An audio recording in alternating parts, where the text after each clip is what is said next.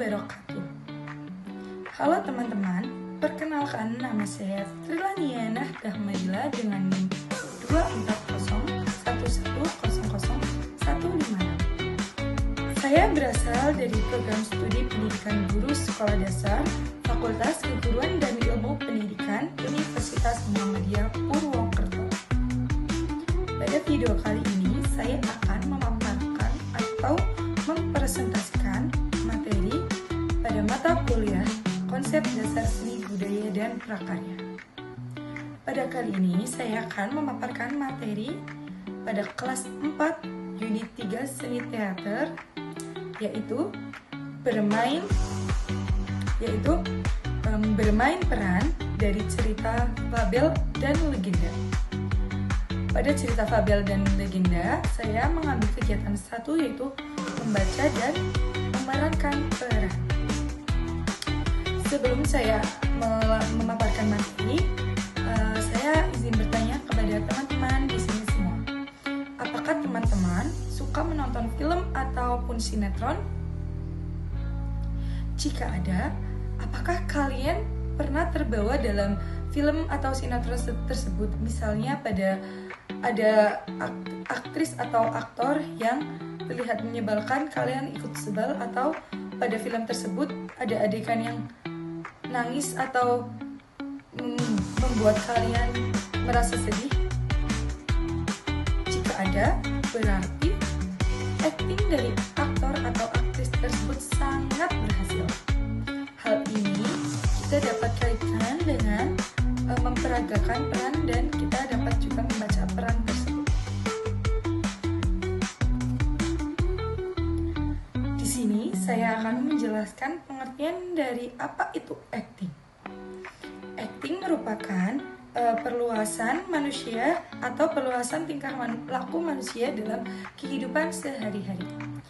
Acting juga bisa disebut sebagai tindakan yang menceritakan sebuah cerita atau seseorang yang telah memerankan atau meniru tindakan-tindakan dari karakter tertentu.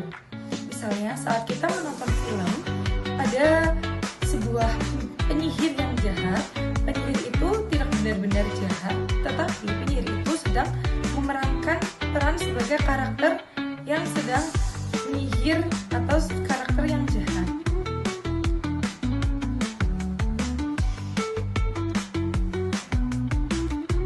Dalam berakting, seseorang dituntut untuk bisa meniru kehidupan sehari-hari manusia, seperti meniru aktivitasnya, meniru tingkah lakunya atau ekspresinya, bahkan meniru luapan perasaan atau emosionalnya. Oh iya, sebelum kita lanjut ke materinya, saya akan membacakan tujuan dari materi bermain peran dari cerita fabel dan legenda. Tujuannya yaitu siswa dapat meningkat gerak tubuh, suara dan emosi manusia dan dari hewan. Siswa dapat menirukan karakter manusia dan hewan. Siswa memberi saran atau pendapat yang santun pada karakter yang ditiru oleh temannya. Siswa menggabungkan properti pendukung dengan peran yang dimainkan. Siswa berkolaborasi bermain peran cerita fabel dan legenda dengan properti yang sesuai. Pada kegiatan dari materi ini berarti siswa diajarkan untuk membaca dan memerankan peran dari hewan atau manusia atau tokoh yang lainnya. Di sini saya akan memerankan dan membaca peran-peran daripada tokoh-tokoh yang ada pada fabel dan legenda. Di sini saya mempunyai teks, yaitu teks fabel dengan judul Kebohongan dan Keserakahan Membawa Petaka. Saya akan membaca dan memerankan peran yang ada dalam dialog fabel tersebut. Saya akan membacakan dan saya akan berperan. Oke. Kebohongan dan keserakahan membawa petaka. Di dalam hutan tropis ada seekor monyet bernama Muli dan seekor burung ketilang bernama menantinya. Muli punya rumah di atas pohon, begitu juga dengan si ketilang. Dia juga punya sarang di atas pohon.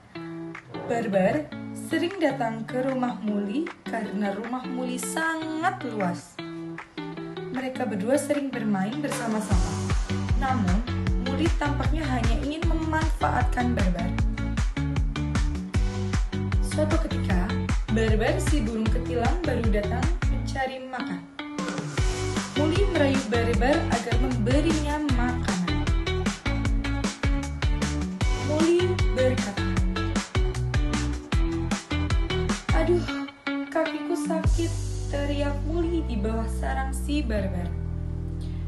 Sebenarnya, Muli hanya berpura-pura agar dia bisa mendapatkan makanan dari si Barbar.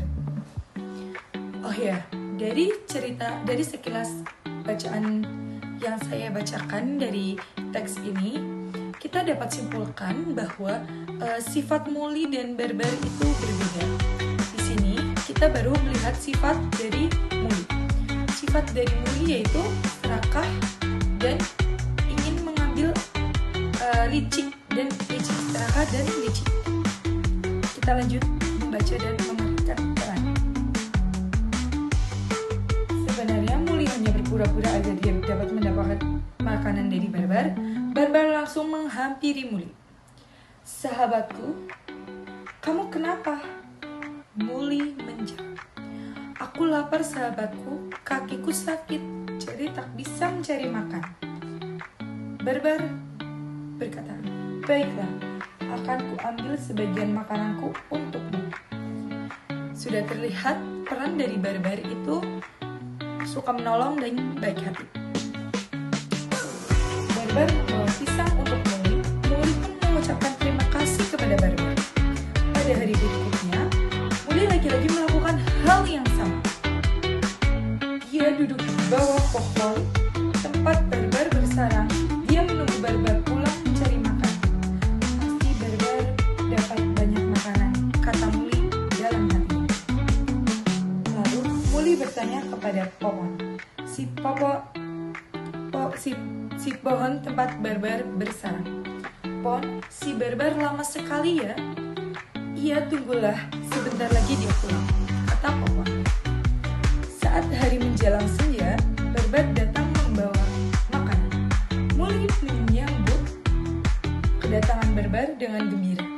Muli memegang kepalanya, dia pura-pura pusing. "Halo Barbar, kamu baru pulang. Pasti kamu lelah ya?" Sapa Muli. "Iya Muli, aku mencari makanan." "Kenapa kepalamu Muli?" kata Barbar. "Kepalaku pusing, Barbar. Aku tidak bisa mencari makanan. Bolehkah aku meminta makananmu?" "Tentu Muli, ini untukmu," kata Barbar. "Aku sedang pusing. Aku perlu makanan yang agak banyak, sahabatku." Muli berkata. Barbar berkata, "Muli, ini untuk anak-anakku di sana. Mereka pasti sudah kelaparan menungguku. Ini untuk anakku dulu ya. Sebentar lagi kamu akan kucarikan makanan." Barbar segera naik ke sarangnya dan memberi makan anak-anaknya. Kemudian Barbar terbang dan mencari makanan untuk si Muli. "Barbar sudah terbang, tetapi kamu jangan ambil makanannya. Itu untuk anak-anaknya. Kalau kamu menghalangiku, akan kurusak daunmu." Muli segera naik ke sarang Barbar. Di sana ada anak-anak Barbar yang masih bayi. Muli mengambil makanan mereka. Popon tak bisa berbuat apa-apa. Sepulang mencari makanan, Barbar melihat anak-anaknya mati. Barbar menangis dan terus menangis. Mendengar tangisan duka itu, Muli merasa bersalah. Dia meminta maaf dan mengakui perbuatannya. Barbar dengan lapang dada memaafkan perbuatan Muli dan mengikhlaskannya. Dia menganggap itu adalah takdir dari Tuhan yang Maha Kuasa. "Sahabatku Muli, anak-anakku sudah tiada. Aku pamit pergi jauh dari hutan ini. Jaga dirimu baik-baik. Aku senang bersahabat denganmu." Barbar terbang meninggalkan hutan tropis itu. Muli menangis dan benar-benar menyesal. Dari kejadian cerita di atas dapat disimpulkan, cerita ini mengajarkan bahwa kebohongan dan keserakahan dapat membawa akibat yang sangat buruk, tidak hanya bagi orang lain, tetapi juga bagi diri kita sendiri. Muli si monyet bersikap tidak jujur dan serakah dengan hanya berpura-pura sakit demi mendapatkan makanan, dan Barbar, akibat perbuatannya, anak Barbar mati kelaparan dan akhirnya Barbar pergi meninggalkan hutan. Tindakan Muli ini menunjukkan sikap yang tidak bertanggung jawab dan egois. Namun pada akhirnya ia menyadari kesalahannya dan menyesal. Meskipun semuanya sudah terlambat, sikap Barbar tetap memaafkan si Muli. Dia juga memberi pelajaran yang berharga tentang keikhlasan dan kebaikan hati, meski sedang dilanda kesedihan.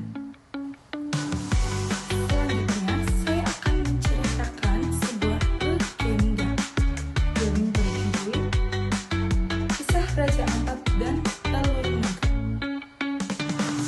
Alkisah, tinggallah sepasang suami istri di Papua Barat. Mereka pergi mencari makanan, lalu menemukan 6 butir telur yang sangat besar. Telur-telur itu bentuknya tidak seperti telur pada umumnya. Lihat, ada telur. Ini telur apa ya? Gumam sang istri. Wah, telurnya besar sekali. Ini tampaknya telur naga. Apa boleh ini kita bawa pulang? Iya, kita bawa pulang saja. Kita masak. Telur-telur itu lantas mereka bawa pulang untuk dimasak. Sesampainya di rumah, mereka menyiapkan bumbu masak. Ada cabai, bawang merah, bawang putih, dan bumbu-bumbu lain. Tiba mereka dikejutkan oleh suara tangisan bayi. Kata sang istri, "Kok ada suara bayi menangis?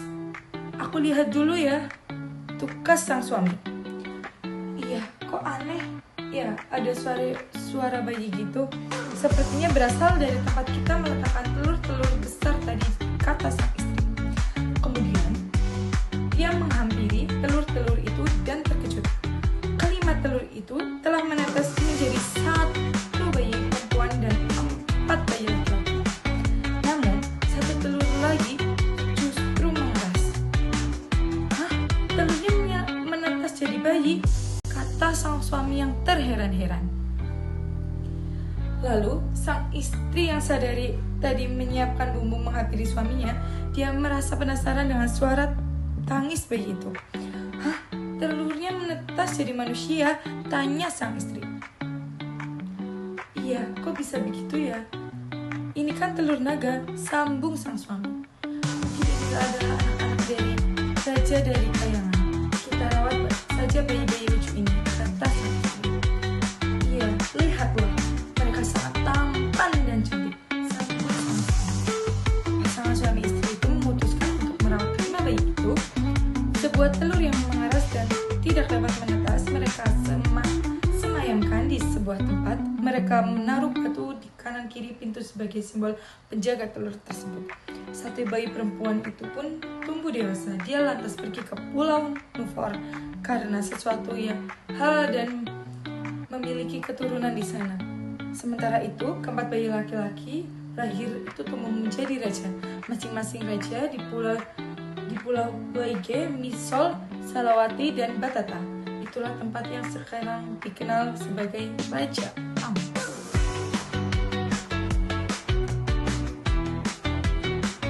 Kesimpulan dari cerita legenda kisah Raja Ampat dan Telur Naga.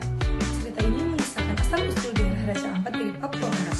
Legenda ini bermulai dari sepasang suami istri yang menemukan 6 telur besar dan yang 5 diantaranya menetas menjadi manusia sedangkan 1 mengeras. Anak-anak dari telur itu kemudian tumbuh menjadi raja-raja di wilayah Raja Ampat. Cerita ini mengandung unsur magis dan kepercayaan masyarakat lokal, serta menjelaskan mitologis bagaimana Raja Ampat terbentuk. Sekian pemaparan materi dari saya. Bila ada kekurangan, saya mohon maaf. Terima kasih. Wassalamualaikum.